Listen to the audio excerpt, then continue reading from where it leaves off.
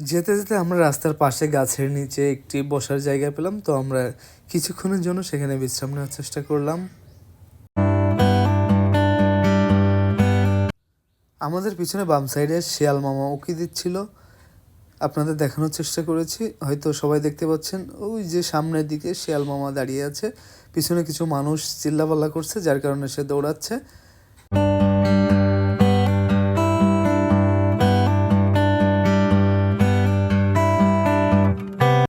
যুগের সাথে তাল মিলিয়ে এখন সব কিছুতে পরিবর্তন সাধিত হয়েছে, তো কৃষিতেও ব্যাপক বৈপ্লবিক পরিবর্তন ঘটেছে। আগেকার দিনে গরু দিয়ে হাল চাষ হতো, বর্তমানে দেখা যায় না বললেই চলে, তো আমি এটি ক্যামেরা বন্দি করে নিলাম। বর্তমানে দেখা যায় গরুর জায়গা দখল করে নিয়েছে পাওয়ার টিলার বা বড় যে কলের লাঙ্গল যেটা বলি আমরা সেটা।